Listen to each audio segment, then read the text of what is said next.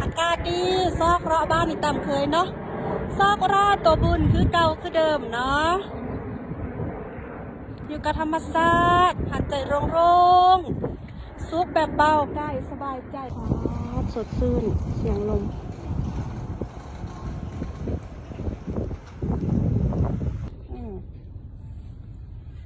ฮัลโหล ลิซ่า ใส่หูฟังแต่ว่าไม่ได้ยิน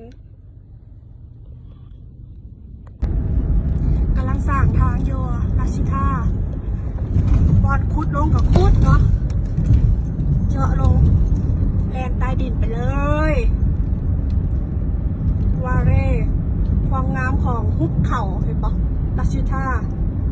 มนุษย์สร้างโลกเก่งสำใดคุดเจาะน้ำหุบเขาอย่างเดียวอันนี้เป็นเทขึ้นสูงนี่ต่อใส่กันขัวเนาะบอลหม่นกับคุดลงบอลสูงกับเทมาเปิดมันเขาเฮ็ดเก่งขนาดพูนะหนองป่านะเบิ่งวิวใกล้ๆกับงามใกล้ๆนี่กับคับโพดอุ้ยพูนะว้าว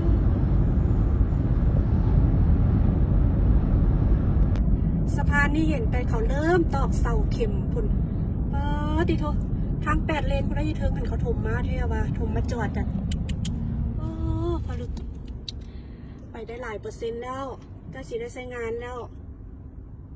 USA เห็นอย่างกระไวงบประมาณเขาถึง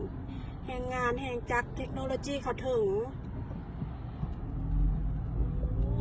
ไปยาวๆอย่าเพิ่งยาวๆใกล้ๆเอ้ยกวเนอร์ผู้นี้สมัยที่2แล้วเก่งแท้ว่านี่นะพัฒนาเก่งนี่นะพัฒนาทางซ้ายนี่ก้าวกระโดดเลยคุณนะทาง8 เลนไว้ถึงขนาดกระลุดบ่ใกล้ฮอดหนองป่าแล้วออกจากบ้านมาประมาณครึ่งชั่วโมงบอลนี้ใกล้สุดนี่หนองป่าบอลนี้เลิศสุดใกล้สุดโอ้ขาดสุดคุณนะ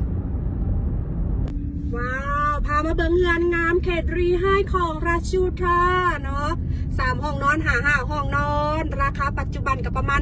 600,000 กว่าดอลลาร์อัพ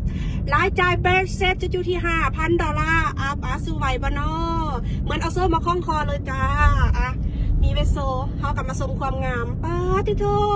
งามเสียเหลือเกินสั้นตัว มาฮอดหนองป่าแล้วจ้า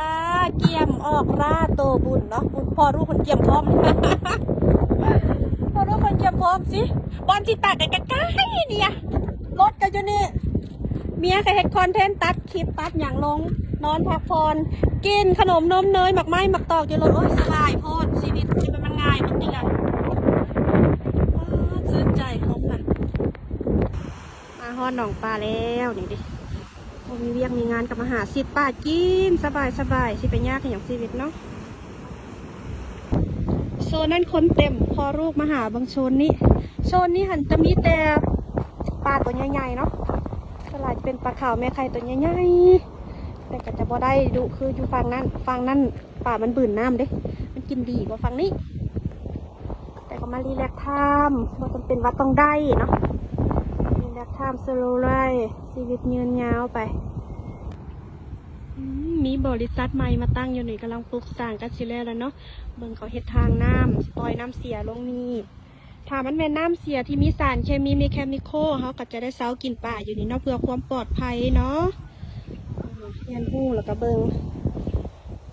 เพื่อเซฟตี้ตัวเองแค่นั้นจบเขาก็มีหลายละน้องป่าก็มีหลายบอลเลือกเอาเนาะอันนี้ปลอดภัยต่อตัวเองเกี่ยมของลงลาดตัวบุญแล้วพอดูเพิ่นโอ้ยพอได้หักหลายส่วนลูกก็ได้เก่งได้พ่อเลย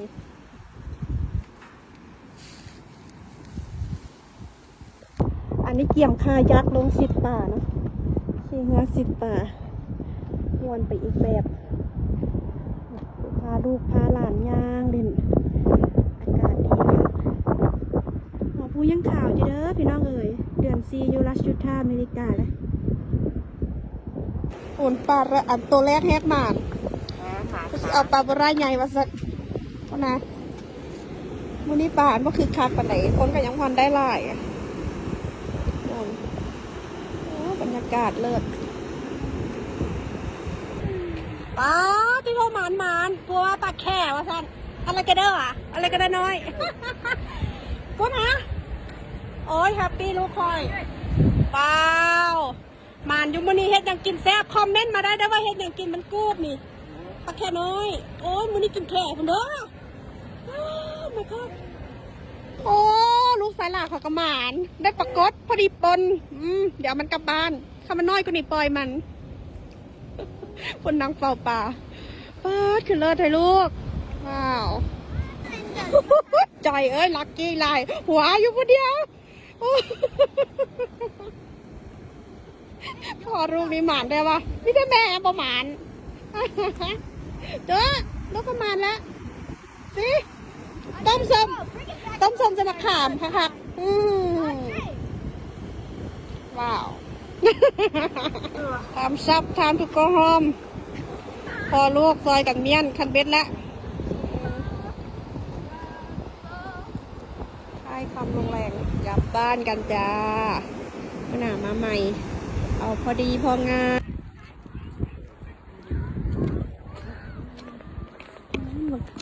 เด็กน้อยมาเรียนบ้านเต็มสองฟังเลยบรรยากาศโอ้ยเลิศกว่านี้ผมมีอีกแล้วบรรยากาศ